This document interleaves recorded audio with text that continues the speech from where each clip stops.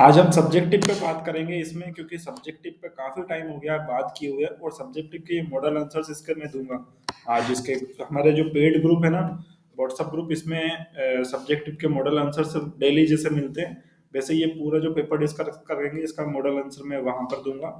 यहाँ पर हम क्वेश्चन डिस्कस करेंगे, जैसे क्वेश्चन डिस्कस होगा साथ में मैं आपको मॉडल आंसर उधर देता जाऊंगा, तो उधर से भी देख करके देख सकते हो और बोल सकते हो वहां से, अगर आपको नहीं आ रहा है तो। बाकी इस पे अपना एक ओपिनियन क्या है आपका इस क्वेश्चन पे, आप लोग बता सकते हो। जैसे कि इसमें लिखा है कि आप क्यों अभिनेता अभिनेत्री बनना चाहते हैं, आपका पसंदीदा अभिनेता अभिनेत्री कौन है, किसी एक ऐसी फिल्म में उनके अभिनय का विश्लेषण करें जिसने आपको सबसे अधिक प्रभावित किया है। तो why do you want to become an actor, who is your favourite actor, male female जो भी है, analyse his her performance in a film which has influenced you to you the most. बताओ कोई बोलेगा इस पे? विशाल बोलो, तब तक मैं मॉडल आंसर सेंड कर देता हूँ पेड ग्रुप में इसका। वैसे तो मैंने मेरे लिए स्ट्रीप का लिखा था, ये मैं अभी कर चुका हूँ। हाँ कर कल चुका हूँ, मैंने कर भेजा चुके हो था। इसलिए मैं पूछ रहा हूँ, क्योंकि ये 2021 का क्वेश्चन पेपर है, तो इसका हमने शायद पहले कर चुके हैं, इसलिए आप सभी को मैंने सबसे पहले, शायद हमारे खत्म हो गए हम्म, जितने भी जो मे, क्वेश्चन है उनके।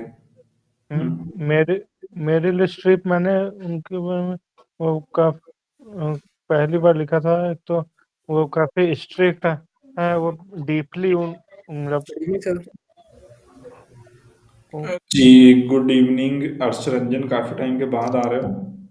यस सर, एग्जाम चल रहे थे सर। एग्जाम चल रहे हैं, चलो कल करता हूँ मैं आपको कॉल, रिसीव कर लेना, कल मैं आपको कॉल करूंगा पक्का।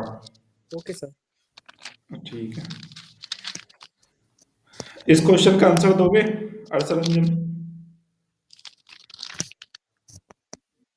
Yes sir. इस क्वेश्चन पे क्या लिखोगे आप, अपना ओपिनियन बताओ। आज हम सब्जेक्टिव पे डिस्कस करेंगे, और सब्जेक्टिव पे जो लोग आंसर राइटिंग नहीं कर रहे हैं, आंसर राइटिंग करो, नहीं तो प्रॉब्लम होगी, फिर मैं पर्सनली डांट लगाऊंगा, प्रॉब्लम होगी फिर आपको कि ऐसा बोलते हैं सब, तो पर्सनली चले इनकी गए। इनकी 2006 में मूवी जो थी द डेविल वियर्स पर्दा पर्दा मेरिल स्ट्रीप की performance, Meryl Streep his performance as Miranda Priestley, the ruthless and intimidating editor-in-chief of a high-profile fashion magazine, showcases her extraordinary range and depth. Okay, अब मैंने एक model answer send किया है, पहले सूर्या को बोल देते हैं। सूर्या बोल पाओगे इस पे कुछ?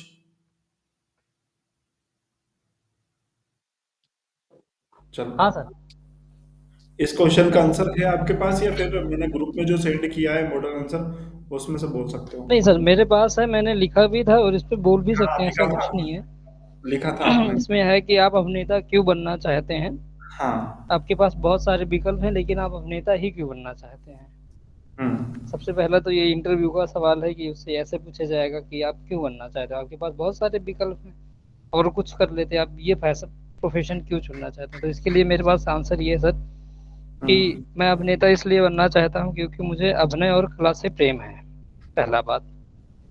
और इसके लिए अब लिखना ये है मुझे हम्म। कि मैं अभिनेता इसलिए बनना चाहता हूँ क्योंकि अभिनेता समाज का दर्पण होता है। हम्म। समाज में जो भी चीजें व्याप्त हैं उनको अवलोकन हम्म। करता है, ध्यान से हम्म। सुनता है, और अपने हम्म। कला के माध्यम से लोगों के सामने प्रस्तुत करता है, अपने अभिनय के हम्म। माध्यम से। ठीक है। अपने अपने हाँ सर। और आवाज आ रही सर मेरी बराबर? हाँ, प्रॉपर और आवाज आ रही। और अपने अभिनय के माध्यम से वो लोगों के दिलों में जीवित रहता है, हम्म। और साथ साथ हर कोई नेम फेम और पैसा कमाना चाहता है। तो एक हाँ। अभिनेता के रूप में ये तीनों चीजें बहुत आराम से और प्यार से मिल जाती हैं। हाँ बिल्कुल, ये चीजें तो हैं। और चीजें तो बहुत कुछ है, लेकिन सर मैं थोड़ा सा, मुझे आउटडोर निकलना है पुणे के लिए, तो मैं खाना भी बना रहा हूँ। कोई ठीक और ठीक बोले तो ठीक थोड़ा मैं ठीक, काम कोई कर लूँ। प्रॉब्लम नहीं है, कोई प्रॉब्लम नहीं है। अर्षरंजन, आप बोलोगे? Yes sir.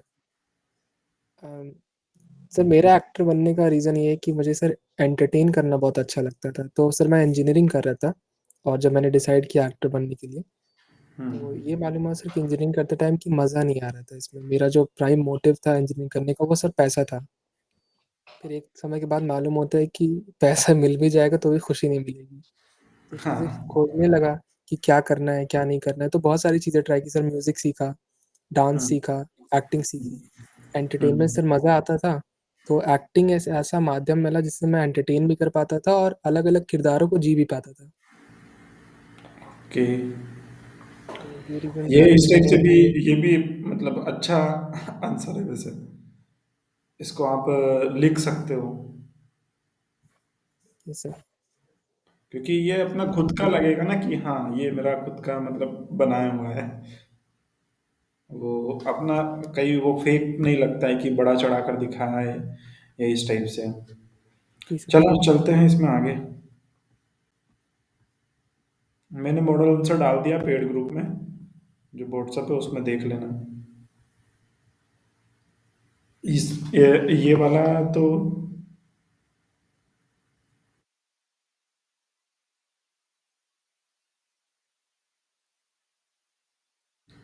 दूसरा डाला है क्या? ये वाला क्या है? इसका आंसर क्या, ये क्या है? How important is imagination sense memory in acting, explain. हाँ यही इसके तो डाला है। ने कल्पना इंद्रिय स्मृति कितने में, ये शायद मैंने लिखने के लिए दिया था ना विशाल?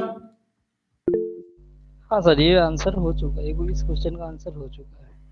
हो हाँ चुका है ये। लिखा था, जहां तक मुझे पता, मुझे भी याद है, अभी शायद 3 या 4 दिन पहले ही दिया था।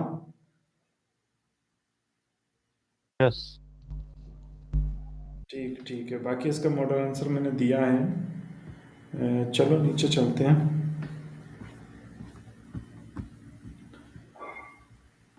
इसका बता, रस थ्योरी भी हो गया ना, ये भी तो हो गया, शायद 2 क्वेश्चन दिए थे। या हो गया ये भी।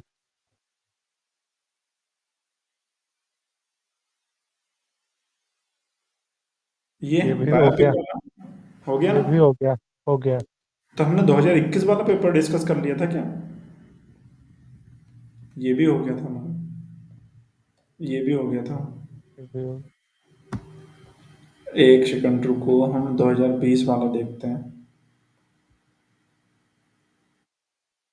ये है 2020 वाला, ओपन करता हूँ रुको।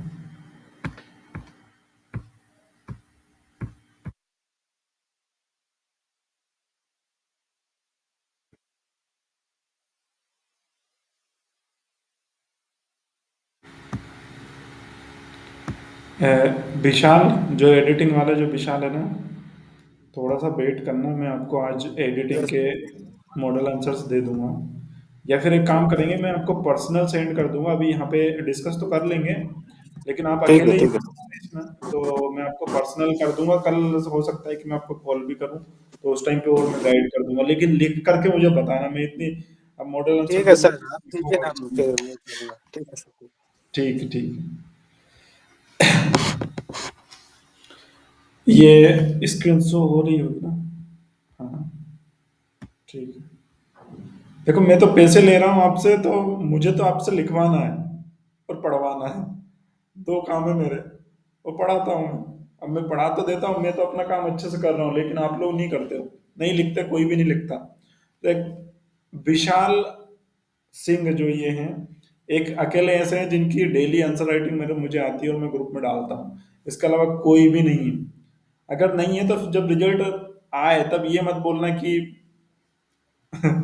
मेरा रिजल्ट क्यों बिगड़ा, क्योंकि करोगे ही नहीं, जो होमवर्क दिया जाएगा, जो काम दिया जाएगा वो नहीं करोगे, तो फिर वो उस टाइप से आपको फिर है ना, उसका रिजल्ट भी नहीं मिलेगा।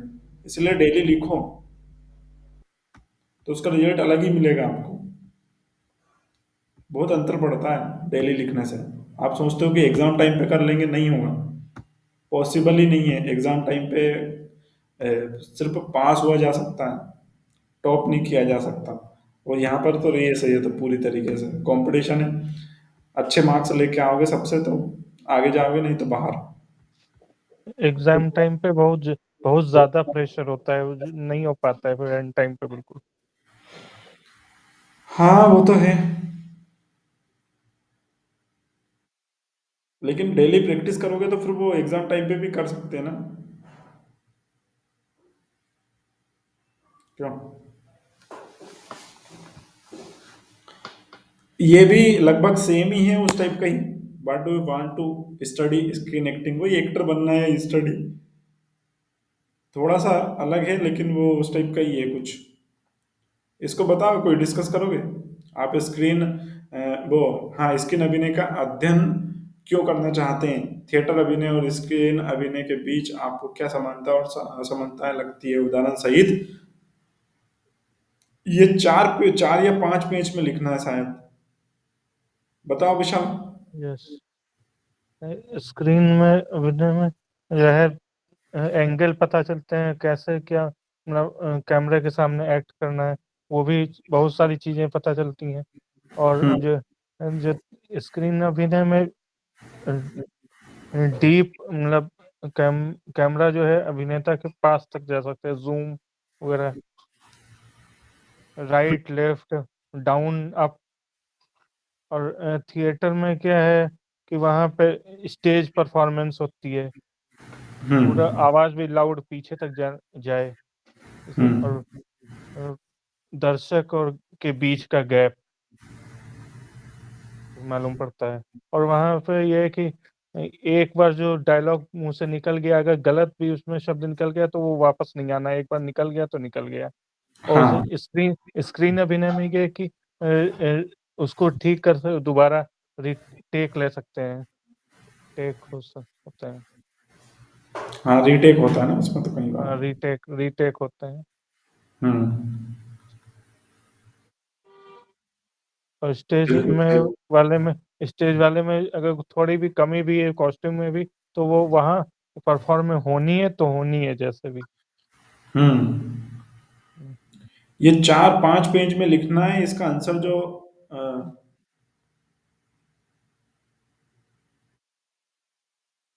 इसका आंसर जो इसमें दिया है ना,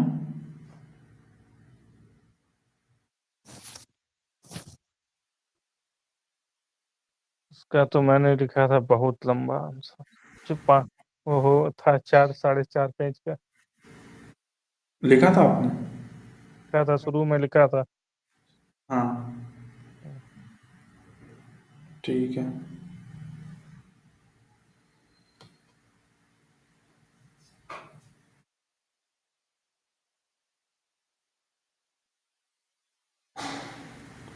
इसको मॉडल आंसर मैंने भेजा है, देखो।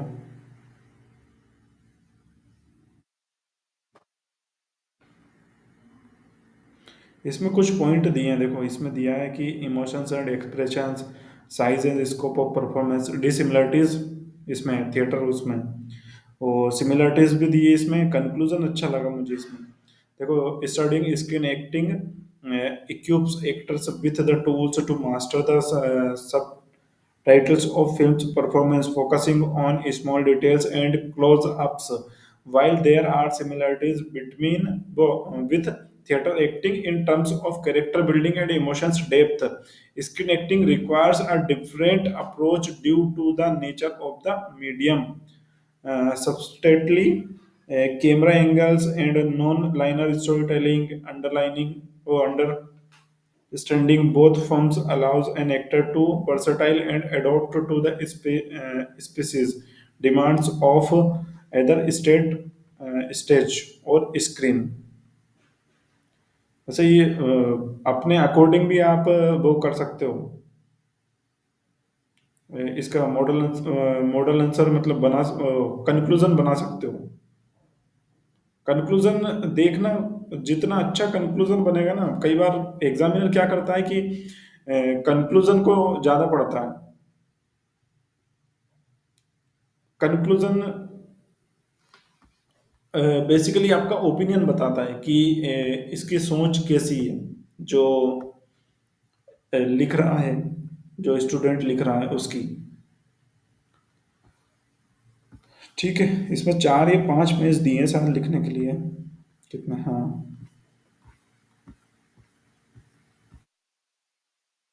ये क्वेश्चन नंबर 2 है।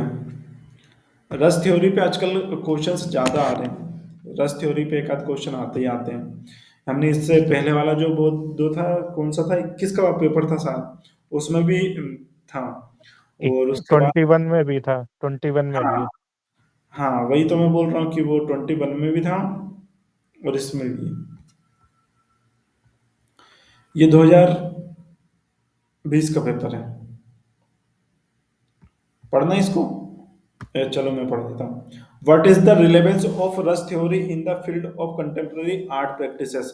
समकालीन कला प्रचलनों के क्षेत्र में रस सिद्धांत की प्रासंगिकता क्या है? बताओ क्या है, बताना सूर्या।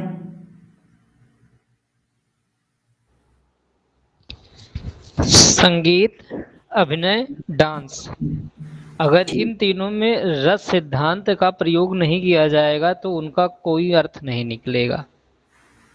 क्योंकि एक भाव ही होता है जो एक अभिनेता या एक हम्म, परफॉर्मर अपने अभिनय के माध्यम से, अपने संगीत के माध्यम से, अपने डांस के माध्यम से लोगों तक पहुंचाता है और अपनी भावनाओं को बताना चाहता है, या किसी पात्र के गुण को वो अवलोकित करता है दर्शकों के सामने या ठीक कैमरा है। के सामने। तो ठीक है। बिना रस के अभिनय जीरो है सर। हाँ, ये जो रस है क्या, समकालीन प्राचीन प्रश्नों के क्षेत्र में रस सिद्धांत, रस, वैसे नवरस यहाँ पर डाल सकते हो आप, थोड़ा थोड़ा उनके वो दे सकते हो डेफिनेशंस। डेफिनेशंस देते जाओ तो उसमें काफ़ी एक भरी भरी सी कॉफ़ी लगेगी। कितना इसमें वो है, 2 पेज है ना? 2 पेज में लिखना है। ठीक है। समकालीन कला प्रदर्शनी के क्षेत्र में रस सिद्धांत की प्रासंगिकता क्या है? और कोई बोलेगा इस पे?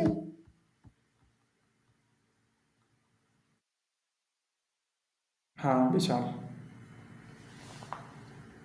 रस तो ऐसे 9 होते हैं। श्रृंगार हो गए, हास्य रस, वीर रस, विभत्स, हम्म। शांत, हम्म। भयानक, अ, हम्म। करुण, ठीक है। हम्म। अद्भुत रस, हाँ, अद्भुत। और आगे? वीर, करुण रस, वीर रस, करुण रस, भयानक रस, रौद्र रस, विभत्स, शांत रस, विभत्स रस, हम्म। शांत रस। हम्म। हो तो गए तो सुनो। हास्य रस हो ठीक। गया, श्रृंगार रस हो गया।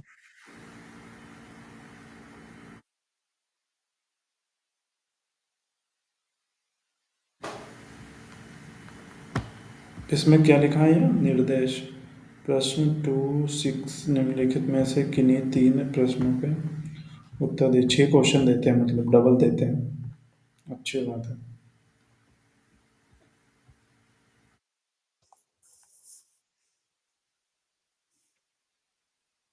इंद्रिय स्मृतियाँ।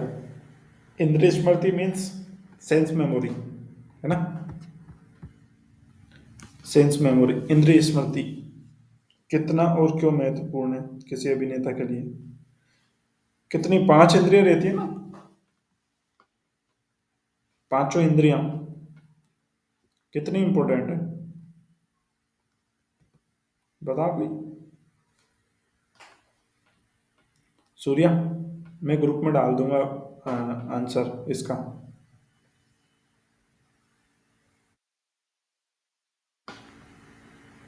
हम्म। सूर्य आवाज नहीं आ रही शायद। ठीक। विशाल, यस सर। आप से आप नहीं बता पाओगे, सूर्या को बताना है। हाँ, वो सर थोड़ा-सा मैं डिस्कनेक्ट हो गया था। सर हम्म 5 होती हैं आँख, हम्म कान, नाक, त्वचा और जीभ। हम्म इनके माध्यम से अनुभव किया जाता है। आँख का काम होता है अवलोकन करना, देखना। कान का काम होता है सुनना। नाक का हम्म काम होता है सुगंध लेना। त्वचा का काम होता है स्पर्श करके हम्म, महसूस करना। और जीभ का काम होता है स्वाद लेना। ठीक है। तो ये पांचों इंद्रियां प्रत्येक अभिनेता या अच्छे लेखक, राइटर या जो भी मनुष्य जीवन जीता है उसको हम्म इस पे काम करना चाहिए। और इनके हम्म माध्यम से ही आप चीज़ों को समझ पाएंगे। भौतिक संसार में जो भी चीज़ें इनके माध्यम से ही आप जान पाएंगे। नहीं तो आपको खट्टा मीठे का स्वाद नहीं पता चलेगा। कौन सी बात ऐसी है जो आपको अच्छी लगी, कौन सी बात ऐसी है जो आपको खल गई। सुगंध हम्म कैसा है, अच्छा है, बुरा है।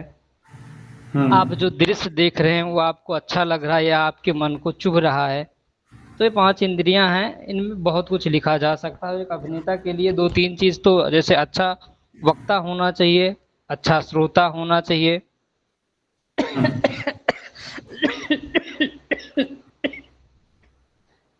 आह, बाकी तो सर लिखने के लिए बहुत कुछ है, लेकिन ये बेसिक चीज़ें हैं जो मैंने बताया कि ये 5 चीज़ें होती हैं, इनका पाँचों का ये काम होता है। और इनका अभिनय में बहुत उपयोग होता है। जैसे क्या होता है, कभी-कभी शूट पे ऐसा होता है कि आपके सामने वो चीज़ नहीं होगी, लेकिन आपको ऐसा करना होगा कि मैं वो चीज़ खा रहा हूँ। अब आपको हाँ। कॉफ़ी दे दिया जाएगा। हो सकता है कि पानी में केवल चाय पत्ती डाल के दे दिया जाए, बताया जाए कि आप शराब पी रहे हैं, तो आपको शराब का वो भाव दिखाना पड़ेगा कि भाव शराब दिखाना कितनी पड़ेगा, कड़वी होती है, कड़वी होती है। कैसी होती है। तो फिर वो आपको तो जब तक आप इंद्रियों का उपयोग नहीं करेंगे आपको नहीं पता चलेगा। आपको आर्टिफिशियल डंबल दे दिया जाएगा। अब आपको हम्म। दिखाना पड़ेगा अपने त्वचा के माध्यम से कि मसल्स पे इसके प्रेशर आ रहे हैं। तो आपको तो हाँ। करना पड़ेगा वहाँ। ऐसे होता है कि आपके सामने वीएफएक्स के माध्यम से कुछ नहीं होगा, लेकिन आपको ऐसे दिखाना होगा कि मेरे सामने शेर खड़ा है, अभी मुझे खा लेगा। तो आपके चेहरे पे वो भाव, वो डर होना चाहिए। तो आप जब तक इंद्रियों पे काम नहीं करेंगे तब तक आप अच्छे अभिनेता नहीं बन सकते हैं।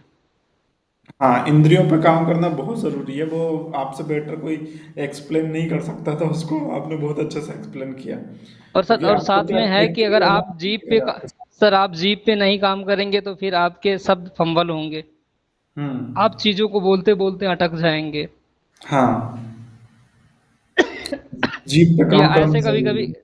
हाँ सर, कभी कभी ऐसा होता है कि हम अपने शरीर को नहीं हिला सकते, केवल आंखों के माध्यम से देखना पड़ता है कि मेरे पीछे कोई आ रहा है। अभी चलते चलते पता चल रहा है कि मेरे पीछा मेरा मुझे कोई फॉलो कर रहा है, तो क्या होता है कि हम मुंडी नहीं हिला सकते। अपने आंखों के माध्यम से देखना होता है कि पीछे कौन आ रहा है। तो फिर आप अगर करना है तो इन 5 चीज़ों पे काम करना ही पड़ेगा। वैसे बाकी इसके अगर मॉडल किसी आंसर का मैंने अपना कोशिश अलग करी है। ओपिन हाँ सर, वो तो लिख लिया जाएगा, लेकिन अगर किसी का अपना अलग ओपिनियन हो तो हाँ, बता वही तो सकता है। मुझे मॉडल जानना है, आंसर में तो वही। सारी चीज़ें मिल जाएंगी, लेकिन अगर कोई बताना चाहे तो बताए। हाँ, वही मुझे जानना था जो आपने अच्छा बताया। बाकी लोग नहीं बता पाते इतना अच्छा से जितना तुम बताते हो। बाकी जो हमारे एक्टिंग से है अभिषेक जी, तो क्या है कि उनके साथ थोड़ी प्रॉब्लम है, और कोई क्लास ले रहे हैं वो। कोई और क्लास है उनकी कॉलेज वाली, तो इसमें बिजी है। नहीं तो वो भी अच्छा बता पाते, क्योंकि उनका एक्सपीरियंस है ना उनका अच्छा खासा, तो उस वजह से वो अच्छा बता पाते हैं। एक आप अच्छे से बता देते हो, विशाल थोड़ा सा अच्छे से बता देते हैं। विशाल, बोलो। मुझे कि एक वीडियो में मैंने देखा, तो उसमें वीएफएक्स से जो है नीचे का खाई जैसा झरना गिरता हुआ बना दिया था वीएफएक्स से। और छोटा सा बच्चा उससे समझा दिया कि तुम्हें इस रेलिंग से डरते हुए गुजरना है, तुम्हें गिरना नहीं है। वो वैसे ही बिल्कुल वही भाव में, डर भयानक रस वाले भाव में पार करते हुए आता है। तो हम्म। वो समझ जाता है कि मुझे भयानक रस ही दिखाना है, फियर दिखाना है इसमें। हाँ। इस तरह से चल के आना है। हाँ, हुँ, सही बोला तो तुम। तो वो तो उतना तो दिखाना ही पड़ेगा, एक्सप्रेशन, भाव। Sense memory. हाँ, चलो, ये वाला क्या है, मैं पढ़ देता हूँ। Right a review of a recent film that you have seen, give the reasons which make you show selective about this film? ये क्वेश्चन हमारा हो गया है।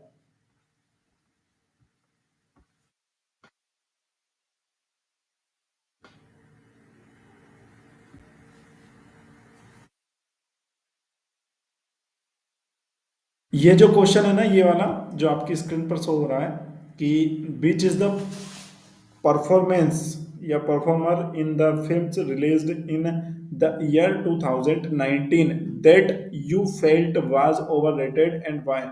इसकी जगह आप ये 2019 जो लिखा है ना, इसकी जगह 2024 करना है आपको, और फिर वहां पे इसका आंसर दीजिए। वर्ष 2024 में रिलीज हुई फिल्मों में कौन सा प्रदर्शन अभिनेता आपकी नजर में अधिक मूल्यांकित किया गया था और क्यों? इसका आंसर बताओ। क्या दोगे? किसको लिखोगे? किस फिल्म को लिखोगे? किस प्रदर्शन अभिनेता के बारे में लिखोगे? बोलो, कोई तो बोलो, 6 लोग हैं यहाँ पे।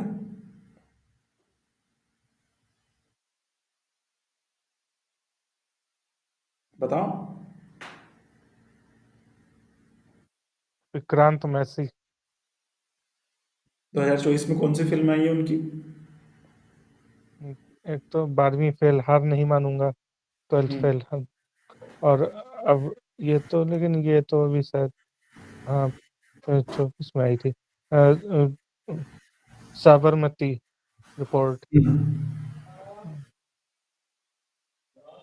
उस साबरमती रिपोर्ट में उन्होंने कैसे भी कैसे जो कुछ ट्रेन बोगी जली, कैसे कितनी थोड़े बहुत, एक आध थोड़ी बहुत बोगी जली थी, और बाकी की इसमें ट्रेन कहाँ गई, उसका सच इसमें निकालना है। ओवररेटेड बताया है, ओवररेटेड। तो 12th फेल में तो ओवररेटेड क्या चीज थी? कुछ नहीं थी, वो तो एक तरह से बायोपिक थी मनोज कुमार शर्मा की। हम्म, उसमें ओवररेटेड नहीं हो सकता। ओवररेटेड सर उसको आपका बोलते हैं जिसमें फिक्शनल। हाँ हाँ, हर्ष रंजन, बोलो। सर एक मूवी निकली थी 2024 में, डेडपूल एंड वुल्वरीन करके सर, ह्यूग जैकमैन की, और हाँ। सर शायद रोनाल्ड है उसमें। तो उनकी जो मूवी लगी सर, वो पहला का जो उन्होंने बनाया हुआ था डेडपूल्स और वुल्वरीन, उनकी हम्म स्टोरी लाइन्स जो हुआ करती थी, उनके जो किरदार हुआ करते थे, वो बहुत अलग थे। और इस बार जब उस मूवी को रिलीज किया गया, तो उसका जो हम्म हाइप था, जो हम्म किरदारों का हाइप था, वो बहुत हम्म। ज़्यादा था। और जब लोग मूवी देखने का, जब मैं पर्सनली मूवी देखने गया, तो ना मैं किरदारों से रिलेट कर पा रहा था, और इतनी सारी चीज़ें उसमें चल रही थी कि वो हाइप के जितना बना हुआ था, वो उस पे उतरा नहीं, खरा नहीं उतर पाया। हाँ, उस पर खरा नहीं तो उतर पाया। सही है। ये इस टाइप का आंसर चल चल जाएगा, इस टाइप का। अच्छा बोला आपने। क्योंकि कई बार होता है ना, हम जाते हैं, जैसे कि पुष्पा 2 से कई लोग नाराज थे कि उतना अच्छा नहीं कर पाई या उतना अच्छा नहीं किया। पुष्पा 1 अच्छी थी, काफी लोगों ने बोला, लेकिन वो स्टोरी को आगे बढ़ाया ना वहां पर। चलो, मैं इसका मॉडल आंसर देता हूँ आपको व्हाट्सएप ग्रुप में हमारे। और साबरमती रिपोर्ट, उसमें तो उन्होंने वो सच्चाई निकाल दी थी ना, हम्म। ट्रेन बोगी कितनी जली, कैसे जली, लास्ट तक कहाँ गई। हाँ, साबरमती का आप बोल सकते हो कि वो ओवररेटेड, क्योंकि वो कुछ उसमें फिक्शनल है, उसका कोई वो नहीं आना।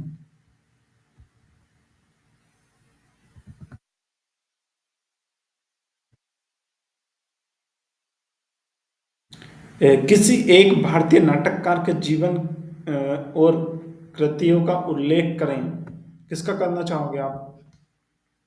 विजय धोंदो पंत तेंदुलकर। विजय धोंदोपंत तेंदुलकर। मराठी नाटककार थे। वो हाँ घासीराम कोतवाल, सखाराम बाइंडर, इनकी हाँ। नाटक थे। ओके, बताओ कैसे करोगे?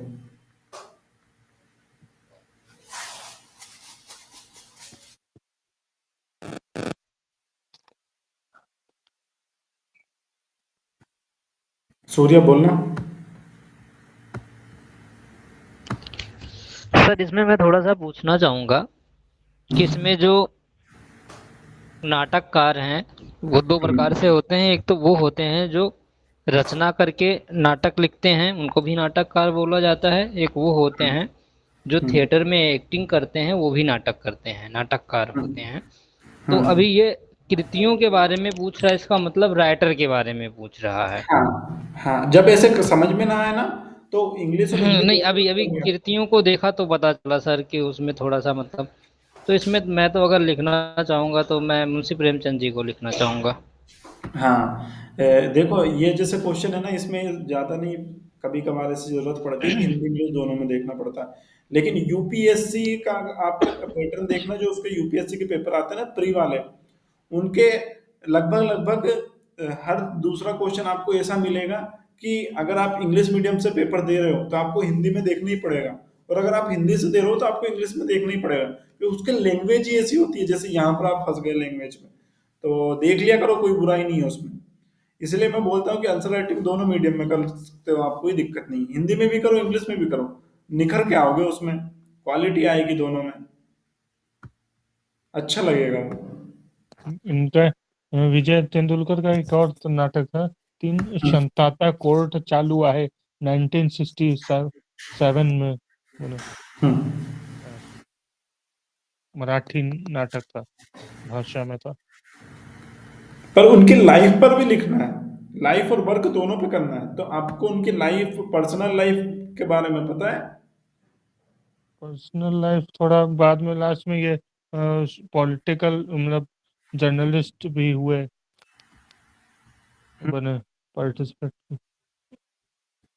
और बताओ, कोई बताएगा और? इंडियन। हर्षरंजन। सर ये इसमें जो पूछ रहा है बेसिक, सर उनकी लाइफ के बारे में ही पूछना चाह रहा, उसके बाद में उनकी कृतियों के बारे में पूछना चाह रहा।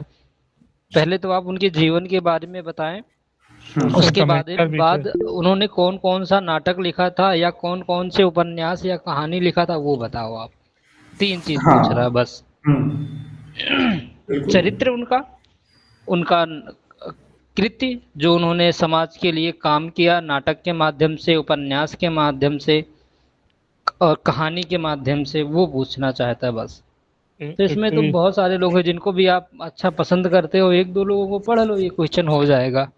क्योंकि आराम इसमें से हो किसी का जाएगा। नाम लेके नहीं पूछता, किसी का नाम लेके नहीं पूछता सर, ऐसे पूछता है कि मतलब हर कोई का अपना अपना पसंद है, अपने अनुसार आप आंसर कर दो। हाँ, इसका एक, आंसर अपने अकॉर्डिंग कर दो, सबसे बेस्ट रहता है। एक तो ये राजनीतिक मतलब पॉलिटिकल जर्नलिस्ट थे और सोशल कमेंटर भी रहे हैं। थोड़ा सा सोशल राइटर वो राजनीति वालों को थे, थोड़ा सा सिलेक्ट कम किया करो, क्योंकि कई बार क्या होता है कि अभी कई बार पनिश हो जाते हैं ऐसी जगह पे, अगर आपने ऐसे ऐसे व्यक्ति का नाम लिखा जो जो एग्जाम राइटर में पसंद नहीं है, तो फिर वो एसाइस्ट, हम्म, एसाइस्ट तो थे ही, एसाइस्ट थे, लिटरेटरी में इनका वर्क रहा, राइटर मूवी एंड टेलीविजन में भी प्ले लिख अच्छा, एथिस्ट बोल रहे हो आप? एसाइस्ट भी थे, एसाइस्ट। ठीक है। हर्षरंजन, हाँ बोलो। सर जैसे बहुत ही अच्छे हमारे सर एक लेखक हुआ करते थे सर, कालिदास। सर उनकी हाँ। जीवनी भी है, आषाढ़ का एक दिन, मोहन राकेश लिखे हैं सर। हाँ। तो उसमें सर उनके पूरे जीवन के बारे में बताया, कैसे उनकी एक प्रेमिका थी, वो अपने हम्म। बेटे के नीचे काम किया करते थे।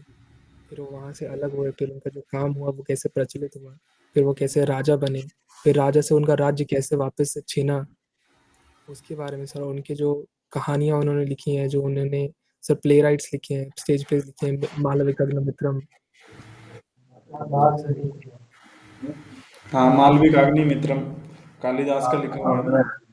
ये सर, तो सर ऐसे बहुत सारा उन्होंने लिखा है, उनकी जो कहानियाँ हैं, जो प्ले राइट्स हैं, उसके बारे में लिख सकते बहुत सारे मैंने भी काफी उसमें पढ़ रखे हैं, ये नाम मुझे भी याद है। प्रथमेश, क्या हो गया Prathamesh? Sir good evening sir. Hello बोलो।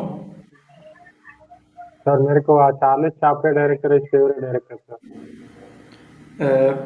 प्रथमेश, आपकी लैंग्वेज थोड़ी सी अंडरस्टैंड नहीं कर पा रहे, तो आप हाँ इंग्लिश में बोल दो, इंग्लिश में। हाँ, मेरे को थोड़ा थोड़ा आता है इंग्लिश। ओके ओके ओके, ठीक है, आप हिंदी हाँ हिंदी यूज़ कर सकते हो, उसमें इंग्लिश वर्ड यूज़ कर सकते हो हिंदी में थोड़ा। हाँ, ठीक है सर। मेरे हम्म। को सर चार्लिस चापे फेवरेट डायरेक्टर है मेरे को। ओके, क्या नाम बताया इन्होंने? हाँ, सूर्या? मेरा नाम चार्ली प्रथमेश। चैपलिन? सर क्या पूछ रहे हैं आप? क्या नाम बताया इन्होंने? चार्ली चैपलिन इनके फेवरेट डायरेक्टर है ना? चार्ली चैपलिन क्या बताया? हाँ सर, वो डायरेक्टर हैं। चार्ली चैपलिन अच्छे डायरेक्टर है। ना, चार्ली चैपलिन ने नाम लिया ना प्रथमेश आपने? नहीं क्या? सर, मैं समझ नहीं पाया, उनकी आवाज़ थोड़ी स्लो आ रही थी। एक मिनट, आप अपना माइक को ऑफ करना, पूछते हैं उनसे बस। हाँ बोलो प्रथमेश। सर हाँ सर, मेरे को चार्लिस चापे बहुत फेवरेट डायरेक्टर है मेरे को। नाम लिखना उनका कमेंट में। हाँ, कमेंट में नाम चार्लिस लिखना। चापे। कमेंट वेट में सर। नाम लिखना, कमेंट बॉक्स में। हाँ, रुको सर। हम्म समझ में नहीं आ रहा है क्योंकि मैं पहली बार सुन रहा हूँ सर ये नाम। हॉलीवुड के हैं शायद ये। हाँ sir. Charlie Chaplin, Charlie Chaplin वो एक्टर है वो। हाँ हाँ हाँ, यहाँ सर, सॉरी सर। हाँ, वही चार्ली चैपलिन, यही मेरे को सुनाई दिया था। यहाँ यही तो सर, मैं गुड बोल डायरेक्टर रहा सर था। सर। या हाँ, गुड ये डायरेक्टर सर एक्टर के 1936 साथ में। डायरेक्टर भी थे ये एक्टर के साथ डायरेक्टर थे। हाँ, और वो सिनेमाटोग्राफी है और सिनेमाटोग्राफर भी थे। विजुअलाइजेशन। हाँ, विजुअलाइजेशन वो बहुत सुंदर है वो Charles Chaplin. Chaplin. Charlie, Chaplin. नहीं नहीं, वो एक्टर तो थे उनके, मैंने वीडियोस देखता रहता हूँ मैं। ओ हो, एक्टर, हाँ देख। फिल्म मेकर और कंपोजर और साइलेंट फिल्म, ठीक है, समझ गया मैं। यहाँ सर। हाँ। हाँ थे, बाकी थे, ये तीनों थे। सिनेमाटोग्राफर भी थे यहाँ। और डायरेक्टर भी थे और एक्टर भी थे। हाँ। तीनों काम करते थे। यहाँ sir. Hmm. Okay okay okay. इसीलिए वो जो राजकुमार हिरानी जो फैन है उनके, वो इसी वजह से शायद, क्योंकि वो एक्टर डायरेक्टर और हम्म। अब what are the acoustic properties of voice? आवाज की ध्वनि संबंधी गुण धर्म क्या है? इसका आंसर बताओगे?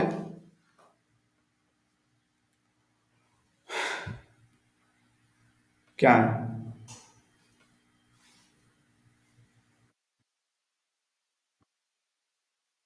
बताओ। क्वेश्चन दिखाई दे रहा, नहीं दे रहा? मॉडल आंसर दे रहा हूँ मैं यस सर, इसका। दे रहा है। हाँ, मॉडल आंसर दे रहा हूँ मैं, ग्रुप में दे दूंगा, तब तक बोलो कोई इस पे।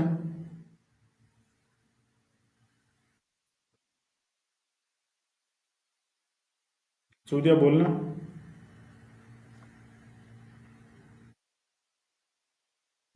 हाँ सर, बोलता हूँ। हम्म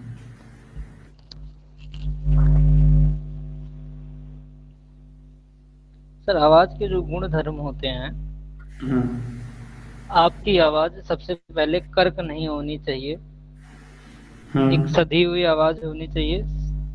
साथ में आपके जो शब्दों का उच्चारण है वो शुद्ध होना चाहिए।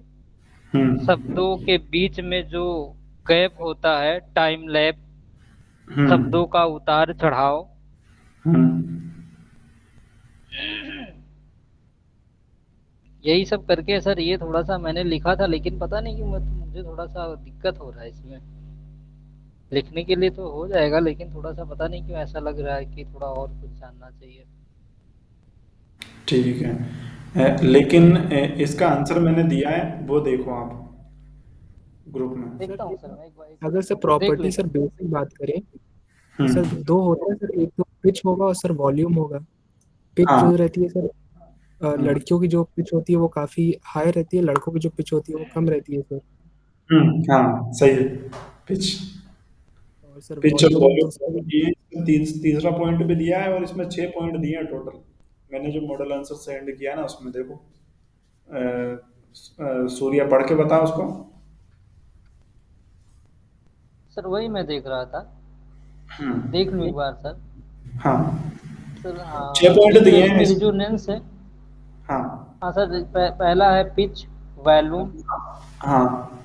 टिम्बर, उसके बाद हम्म में है ड्यूरेशन, हम्म रिजोनेंस, हम्म फॉर्मेंट्स हम्म और हार्मोनिक्स। हम्म। इसमें ये जो पिच तो आपको पता ही है, लेकिन वॉल्यूम, लाउडनेस, टिम्बर, हाँ सर, क्वालिटी। वो अब वॉल्यूम का मतलब होता है ध्वनि आपकी हाँ, मध्यम रहेगी या तीव्र गति से रहेगी या सामान्य गति से रहेगा। सामान्य आप गति लाउड से बोल रहेगी। रहे हैं या हम्म नॉर्मल बोल रहे हैं या स्लो बोल रहे हैं, ये उसका मतलब हुआ। पिच का हम्म होता है हर जगह का अपने बात करने का एक टोन होता है कि आप किस वे में बात करें। जैसे पंजाबी लोग बहुत तेज बात करते हैं, एक यस। यूपी वाला बात करेगा तो फिर वो शब्दों को चबा चबा के बात करेगा, एक मराठी बात करेगा तो फिर थोड़ा सा पंजाबियों से कम टाइम लेगा लेकिन बात करेगा, एक राजस्थानी बात करेगा तो सर वो थोड़ा सा क्या होता है कि उसका पिच नॉर्मल जैसा रहेगा लेकिन नॉर्मल नहीं रहेगा। लेकिन अगर साउथ वाला कोई, जैसे ये भैया बोल रहे थे, ये बोलेंगे तो सर ये आधे से ज्यादा शब्दों को खा जाएंगे हिंदी में अगर बात करेंगे तो सबका एक हम्म। पिच होता है बात करने का। बाकी यस। रेजोनेंस होता है तो रेजोनेंस पे सर वो तो सबको काम ही करना पड़ेगा। जितना अच्छा आपका रेजोनेंस रहेगा उतना अच्छा आपका उच्चारण होगा। हम्म ड्यूरेशन का मतलब इसमें वही है कि आप किन शब्दों को कितने देर में आप प्रोनाउंस करते हैं। जैसे भी कोई पूछ ले आपका क्या नाम है, तो अगर आप ऐसे बताओगे, मैं अपने यूपी वाले में बताता हूँ कि कोई मुझसे पूछेगा कि आपका क्या नाम है, तो मैं अगर यूपी के तरीके से बताऊंगा तो मैं बताऊंगा मेरा नाम सूर्य प्रकाश है, मतलब मैंने शब्दों को हम्म कितना देर तक खींचा। लेकिन अभी कोई सामान्य हिंदी वाला बात करेगा तो वो ऐसे बताएगा कि आपका क्या नाम है, तो बोलेगा मेरा नाम सूर्य प्रकाश है, वो टाइम नहीं लेगा। तो ये होता है हम्म। Time duration. बाकी सर ये हारमोनिक्स है, जिसमें क्या होता है कि शब्दों को कितना सजा के, जैसे हारमोनियम के साथ लोग सारे गामा का वो करते हैं, तो शब्दें हाँ। वही होती हैं लेकिन जब गाने में यूज की जाती है मतलब शब्दों को कितना खींचना है, कितना कम वे में बोलना है, तो वहां से आपको समझ में आएगा कि किसी शब्द का प्रोनाउंस करते समय किन पंक्तियों में कितनी देर तक लेना। जैसे एक गायक उन शब्दों को कितना लंबा बोल देता है और कभी कभी कितना छोटा कर देता है, लेकिन उसके मुंह से निकले हुए वो अल्फाज बहुत प्यारे लगते हैं। तो फिर आपको वहां से सीखना पड़ेगा कि मतलब किन शब्दों को कहाँ और कितनी देर तक बोलना है।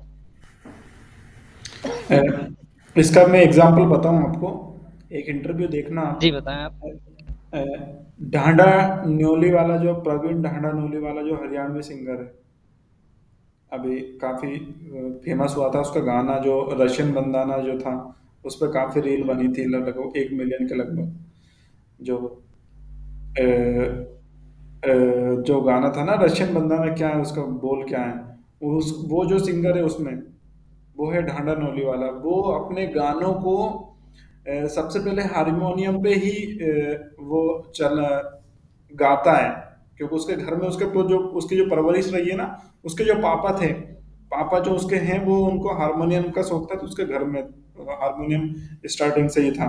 तो उस पे वो आज भी जब भी कोई नया गाना बनाते हैं ना, तो वो सबसे पहले उस पे एक बार चला करके देखते हैं, उस पे गा के देखते हैं, उसके बाद फिर वो रिकॉर्डिंग और बाकी चीजें वो करते हैं। उन्होंने एक इंटरव्यू में बताया, मैंने रिसेंटली उनका एक इंटरव्यू देखा था, तो उसमें काफी चीजें उसमें क्लियर करी थी उन्होंने, बीच में मैंने कहीं पे देखी थी उस क्लिप में। तो वो काफी बढ़िया। और उनके, मैंने उनकी एक वो चीज देखी है, ढांडा नोली वाले के म्यूजिक मैंने सुने हैं, तो बहुत अलग अलग जोनरा के हैं। वो एक रैपर है, कहने को एक रैपर है, लेकिन रैपर की अधिकतर आवाज एक जैसी होती, लेकिन उसके जो गाने सुने ना, वो कभी कोई अलग टोन में, कोई अलग टोन में, इस टाइप से गए गए हैं कई गाने। हाँ। अर्षरंजन,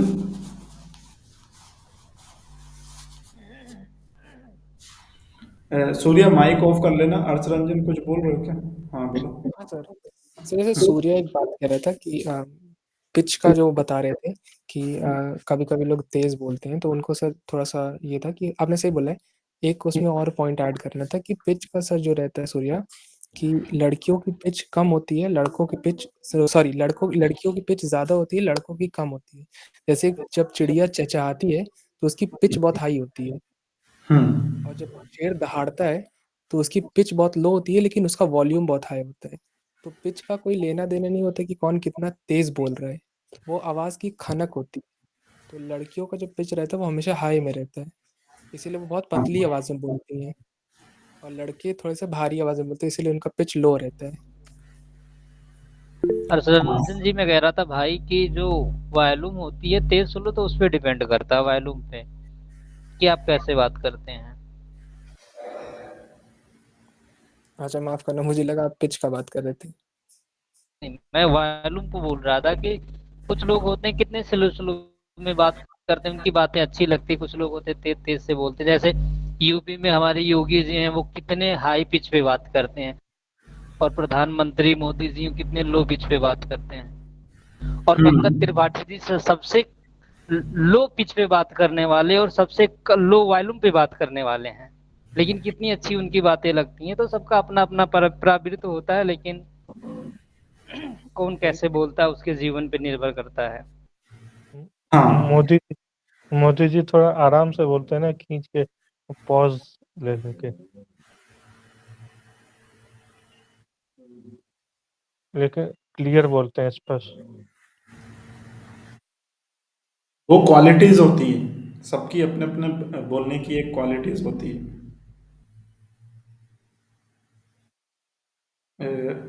वो टाइम के साथ भी आती है कई बार क्योंकि जितनी हमारी एज नहीं है उससे कहीं ज्यादा एक्सपीरियंस तो उनको सिर्फ राजनीति का है, मोदी जी को। चलिए खैर ठीक है, उसमें उस डिबेट में नहीं जाते हैं। एक आध हाँ सर, क्वेश्चन। उसी को टिम्बर बोलते हैं सर, जो होता नहीं है टिम्बर जिसको बोलते हैं, ये वो उसकी वही गुणवत्ता होती है कि आप किसी की आवाज सुन के बता दें कि किस व्यक्ति की आवाज है। उसी को कई टिम्बर एक्टर बोलते की हैं कि फिल्में। हर किसी की अपनी अपनी गुणवत्ता होती है आवाज की। जैसे बहुत सारे अभिनेता हैं जिनको आप सुनोगे तो कह दोगे, उनको नहीं देखोगे तब भी बताओगे क्यों नहीं की आवाज है। बहुत सारे राजनेता हैं, बहुत सारे कॉमेडियन हैं, तो हाँ। सबका अपना अपना गुण धर्म होता है। यही चीज है कि वो काफी ज्यादा इम्पोर्टेंट रोल प्ले करती है। आज हम कई एक्टर्स के नाम ऐसे गिनवा सकते हैं जो 25-30 सालों के से फिल्म इंडस्ट्री के अंदर हैं, लेकिन उनकी अपनी जो आवाज है उस वो लोगों के दिलों में जगह नहीं बना पाई। कई एक्ट्रेस हैं और वो आगे चल भी नहीं पाए। फिल्में मिलती हैं उनको लेकिन वो उस टाइप से नहीं कर पाए। जो एक होता है ना, शाहरुख खान की आवाज कितनी भी दूर से सुन लो आप पहचान जाओगे, अमिताभ बच्चन की पहचान जाओगे। लेकिन कई एक्टर्स ऐसे हैं जिनकी नहीं पहचानते आप, दिमाग में जाती नहीं, जबकि बहुत सारी फिल्में देखी है उनकी, लेकिन नहीं होता, नहीं पहचान पाते। गलत आंसर बताओगे आप, होता है वो। फिर अधिकतर कोई एक आध नाम बताओ, कोई अगर पहचानते हो तो। अमरीश पुरी की जो आवाज थी, अमरीश पुरी, देखो अमरीश पुरी की जो आवाज थी वो कहीं से भी आप विलनों के लिस्ट अगर देखें तो अमरीश पुरी की जितनी तगड़ी आवाज थी वो शायद ही किसी एक्टर की रही होगी। सर ओम ओमपुरी पुरी की उनसे बेहतर है, ओमपुरी ओम पुरी की उनसे बेहतर है। हाँ, ओमपुरी की भी पहचान जाते हैं, लेकिन मेरे दिमाग में आज भी वो अमरीश पुरी की आवाजें ज्यादा घूमती है। ओमपुरी की भी अच्छी है क्योंकि उनका मैंने वो उसमें देखा था, भारत एक खोज जो सीरियल है ना, शायद उसमें आवाज दी है उन्होंने। हाँ सर, और साथ में सर एक और हाँ। नाम में याद आया था, मैं बताने वाला था, भूल गया, बता रहा हूँ सर थोड़ी देर में। सर एक इस एक्टर है, उनकी आवाज तो सर नहीं, बट उनका शब्दों को उपचार, सर दिलीप साहब, उनका जो दिलीप है, साहब, हाँ सही बोला। और इसके अलावा कोई विलन में कोई इतने कोई फेमस नहीं है जिनकी आवाज हम पहचान सकते हैं, सुन करके पहचान सकते हैं, बहुत कम सर है नहीं, ऐसे। ऐसे तो बहुत सारे लोग हैं, जैसे सर सदाशिव अमरापुरकर जी की आवाज सुनेंगे आप तुरंत बता देंगे। मुकेश ऋषि जी। मैं नाम ही पहली मुकेश बार ऋषि, सुन। नहीं नहीं सर, आवाजें सबकी अलग होती हैं, और अगर अभिनेता की आवाज नहीं तो फिर उसका कोई मतलब नहीं है। कोई जो भी मतलब नहीं। सक्सेस अभी तक हुए हैं सबकी आवाजें हैं, किसी की हाँ। भारी होती हैं, किसी की थोड़ी सी लो होती हैं, लेकिन सबका अपना अपना है और उनके माध्यम से ही लोग उनको जानते हैं। सर प्रण जी की आवाज कितनी भारी थी। हाँ तो वैसे बहुत। और मतलब अभी अभी कोई सुनेगा अनुपम खेर जी को, उन्होंने करेक्टर किया नेगेटिव और हर तरीके का पात्र उन्होंने किया है। उनकी भी आवाज कितनी अच्छी प्यारी है, कितने स्पष्ट बोलते हैं वो। परेश रावल जी की आवाज देखिए कितनी प्यारी है। तो हाँ जो परेश रावल की आवाज अभिनेता अच्छी है। जीवन में सक्सेस होता है, उसकी अपनी आवाज